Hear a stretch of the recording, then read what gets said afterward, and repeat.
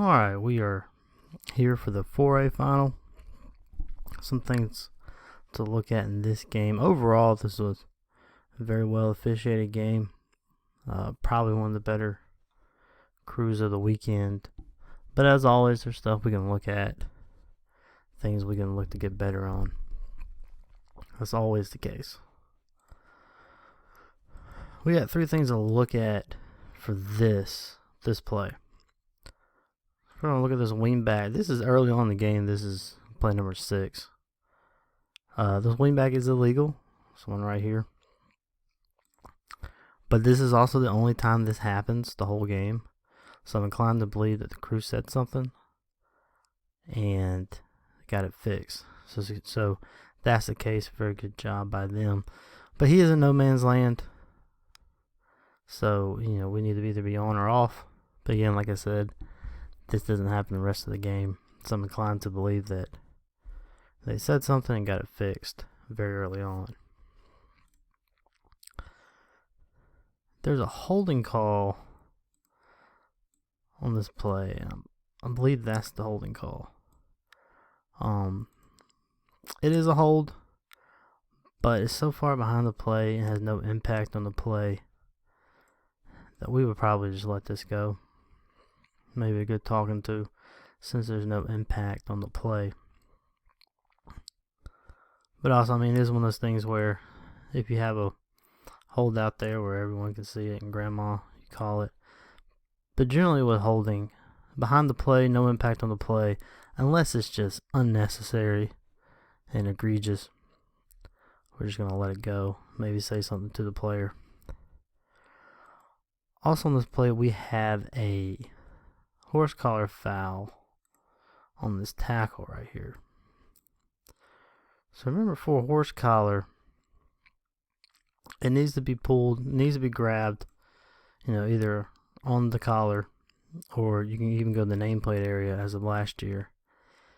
And they need to be pulled directly to the ground. You really want to see a buckling of the knees. When they grab them, kind of run with them for a little while like that. And especially if they pull them forward. See how he's in front of them and then pulls them down? That's not going to be a horse collar. It doesn't quite meet the definition. So anytime they just kind of ride them like that and then pull them down, we're generally going to lay off the horse collar foul. Because we're looking for the grab on the collar, the nameplate area, and pull directly to the ground.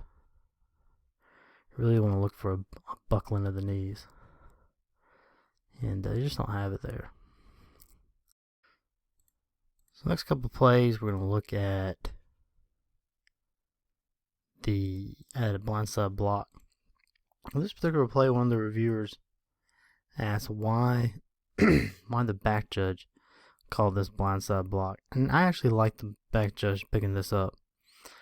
I'm going to tell you why. This is the player who's going to deliver the blindside block. So he is the back judge's key right now.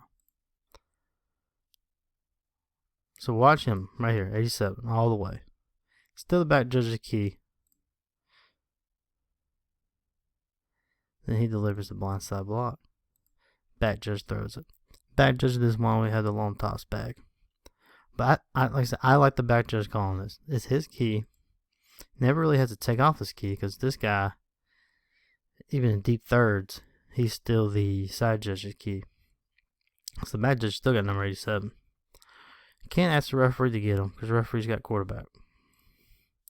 Maybe the wing saw him. The wing, I think, has a runner in this situation too. So this is the back judge's key. He holds on to him. And you can see this guy get the brick in his hand about right there. So the back judge probably saw that. Saw him get the brick in his hand. Followed him all the way. Correctly calls a blindside block. Again, like I said, I like this. I think it's a very good job by the back judge holding your key. And look, he's got him all the way.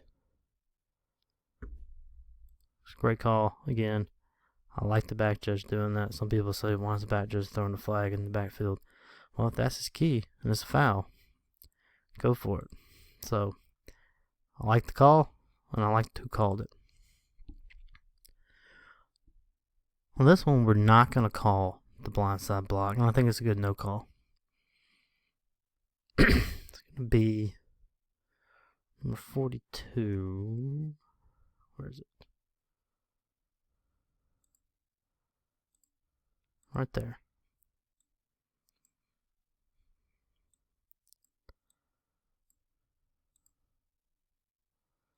It's just not much. Yeah, the defender goes to the ground, but it's really not much of forceful contact. We don't have to have. You gotta have forceful contact. Every time the defender goes to the ground doesn't mean you have forceful contact. I actually think the blocker eased up a little bit here before he kind of delivered the blow. So again, I like the no call for no blindside block. I think it's a good layoff. So again, good job by the crew recognizing when not to throw a flag.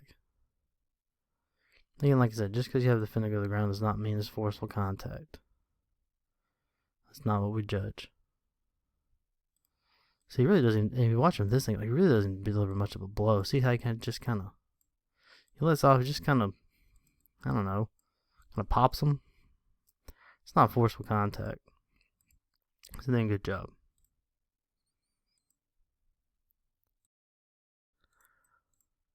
Alright, this next play, watch the left guard.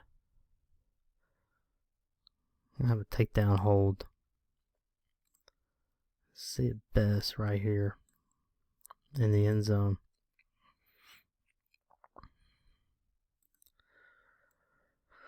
So what you want to ask this, how much of this was the holder or the blocker taking this player out of the play? And I think he does take him out illegally. Sometimes you see these takedown holds where the defender kind of takes himself out of the play and takes himself down. But I think in this one you got the hold, because see how the defender can try and cut right in the gap where the runner's coming in, or that lead blocker comes through, and the blocker's just going to wrap him up there and just pull him the other way. So, and he's got that outside hand from the outside shoulder. So that's a mishold. That happens.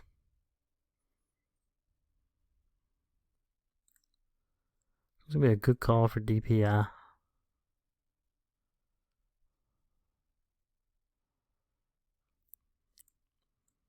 See how it's just going to... Yeah, he just wraps him up. Cuts off his ability to get to the ball.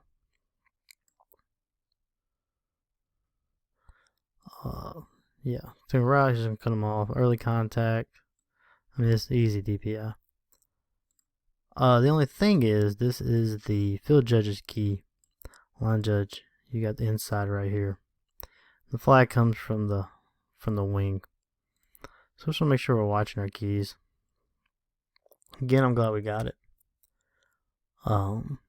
But to make sure we're watching our keys, should have come from the field judge.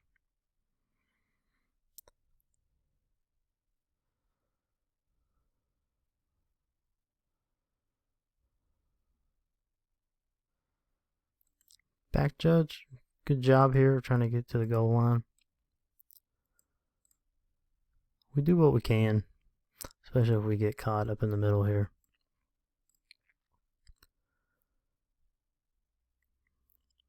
So ideally we want to be already on the end line. It's a good job of trying to get there. But anytime you know the field judge and side judge are going to be on the goal line and they have the goal line responsibility, back judge, we can go ahead and just kick it to the end line. So as soon as you get the feeling that this might be deep and you know the field judge and side judge can be the goal line, just go ahead and hightail it to the end line. That way we're there sitting and waiting. Again, we try to get there, and good effort to get there, and we beat we're in a position where we would see if everything is in. But perfect world, we will already be on the end line. And another thing too, we don't have to run to the spot, the signal touchdown. Just stay where you are, make a little eye contact with the field judge, and go up. Other than that, good hustle, good effort. Can't fault a man for that. Staying in the middle of the field. working backward snap. One thing I say, don't ever stop like that. Just always, once you start going backwards, just keep going backwards on deep pass plays like that. You don't want to get caught flat-footed.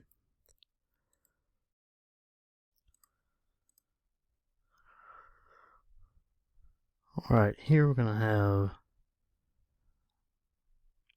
I'm going to pass out to the flat.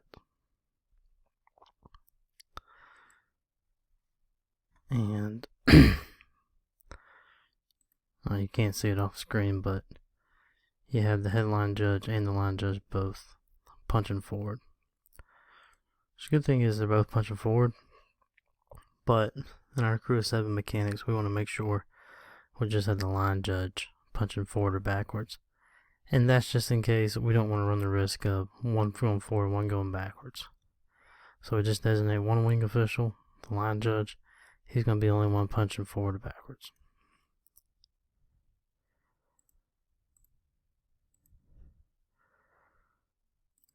Alright. Watch this offensive player. Some have commented this is a nitpicky false start. I don't want to get into all that. I mean, if he moved before the snap, he committed a foul. That's all there is to it. So I'm okay with it. Same thing here.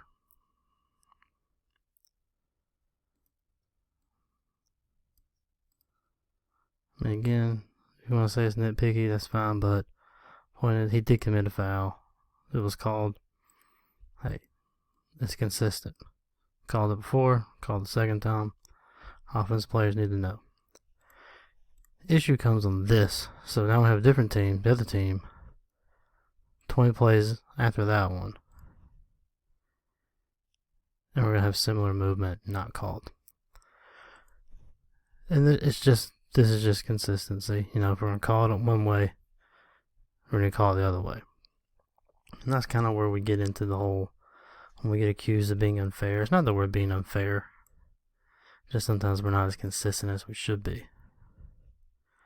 So, that's the only point there. Like I said, I'm fine with the first 2 false starts. I think they're there.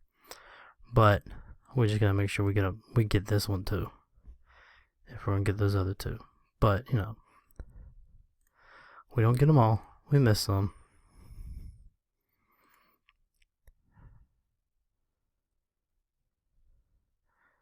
Alright, this is going to be a correct call for intentional grounding. The issue is going to be on the spot. Let's talk about the foul first. It could be under duress. There's no one even close. No eligible receivers even close here. Mechanically, handled great. Then you see the wing official is going to go tell the referee what he's got.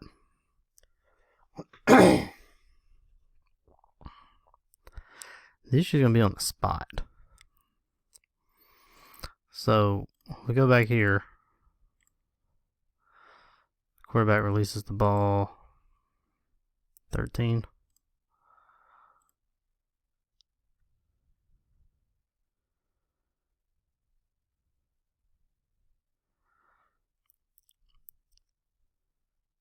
And then we're going to drop the flag about 5 yards behind where he threw the ball. So, illegal forward pass run from the spot of the foul. Referee's got a lot going on back there. This is missed a lot more. I don't want to say missed, but this happens a lot more than you might think. I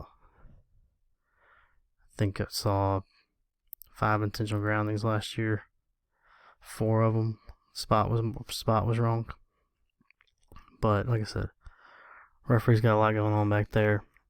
Just try to make it, especially if the quarterback's under duress, try to make a mental note of where the pass is thrown so we can get the spot right.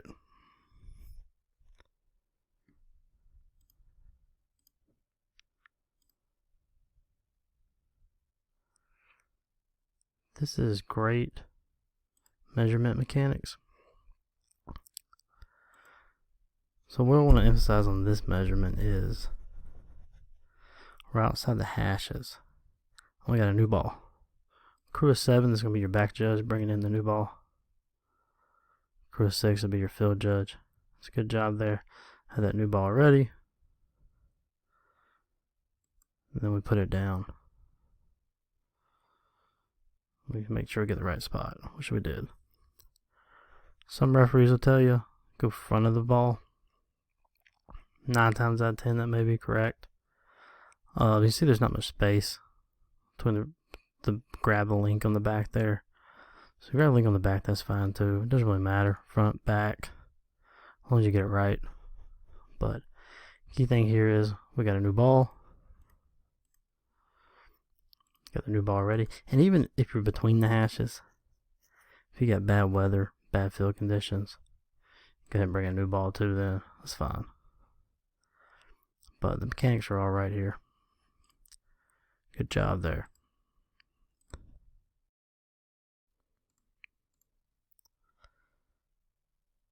Here we have a good job of the referee coming in and killing this. This is the right call. And good job of the referee coming in quickly, killing this before it has a chance to develop or anything. Arm's clearly going forward when it comes out. This is 100% the referee's call. No one else can make this call. No one else can help. You're on your own there, referee. Good job. Like I said, so when you see the wide view, comes in quickly and kills this.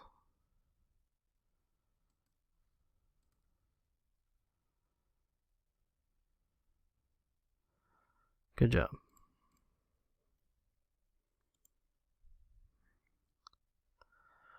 Remember, on a punt, back judges, we want you stationary. If the returner sets up on the 10 or inside the 10, all 3 deeps are already going to be on the goal line. And then that way, when this happens, back judges were already on the goal line, stationary. We want to be stationary, making calls on the goal line. Don't want your eyes moving up and down.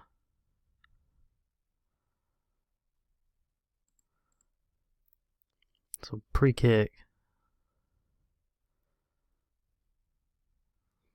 that's all good. So we're set up fine pre-snap, but I would just pivot here. Don't come up any. Just stay on that goal line. You would only come up off the goal line if the ball is just way short. Otherwise, we're just going to stay on the goal line, all 3 of us. That way when that happens, we're not moving.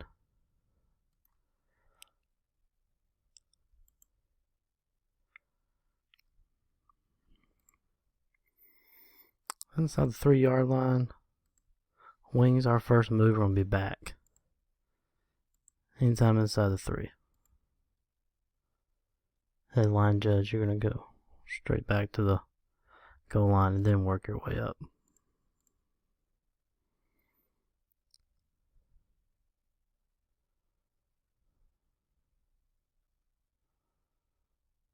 This one,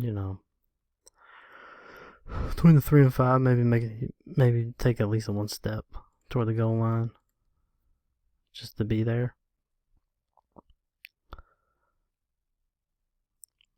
But anytime we're inside the 3, we're going to go back immediately at the snap.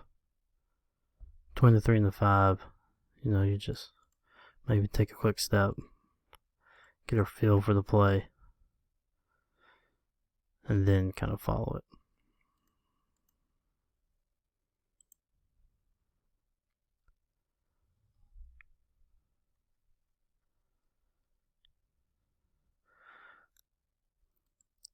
One thing here, make sure we stay off the field. I mean, I know it's all the way over here, but just aesthetics, stay off the field. In zone view, we're going to see a really good call for unnecessary roughness. Right there.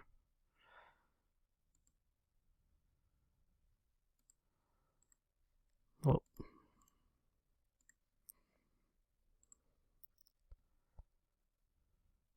Yeah, that far behind the play, no need for that. Good job, umpire, picking that up. Just make sure when we do the announcement like that, we're saying the result of the play is a touchdown. Can't remember if that was said or not. But just anytime we have a penalty and the result is a touchdown, we just want to get in the habit. Result of the play is a touchdown.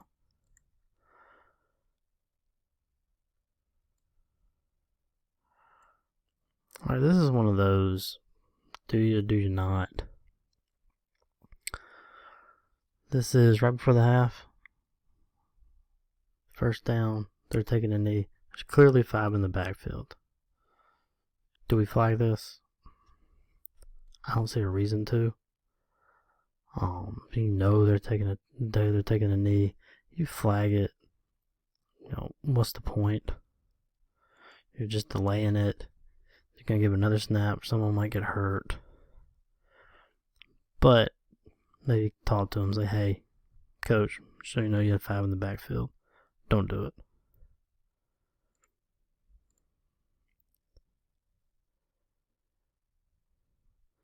Later game, 4-quarter, and a really good call for illegal formation. He's clearly off, so you got 1, 2, 3, 4, 5. That snap gets that flag high up there. Good job.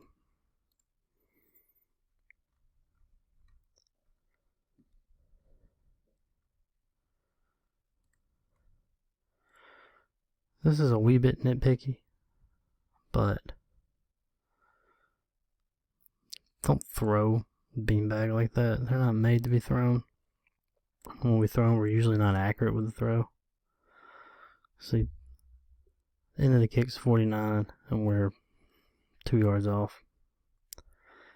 And if they get tackled pretty much where they're down at, you don't have to drop a beanbag if the end of the kick is the spot. It's a seating spot. You can if you want to, you don't have to. This situation, you actually lose about a yard. So a beanbag's fine, but just kind of toss them or drop them. When we throw them, we're usually off the mark. It's a nitpicky. It's usually just really more of a pet peeve, but again, aesthetics.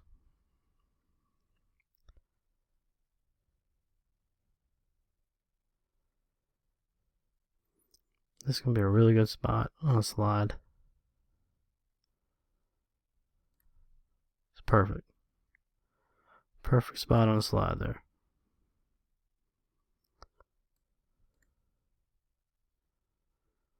Good job by the wing there. And last one. Top of the screen. Receiver. This is a really good no call for offensive pass interference. There's nothing there. And then the defender engages them. Some people are going to want that. Nah. Is this designed to drive the cornerback out of the way? Probably. But, he's gonna stick his hand out and engage the receiver there. Hey, that's on him. So good job of not calling that. Alright, that's all I got. Like I said, really good job. Probably one of the better crews of the weekend. Not sure if we're going to have the 5A next week. We don't have the huddle film, so we're having to splice out the GPV version, which takes time. So may get the 6A final instead of the 5A. But we will get you the 5A eventually. But just be on the lookout for that. Thanks.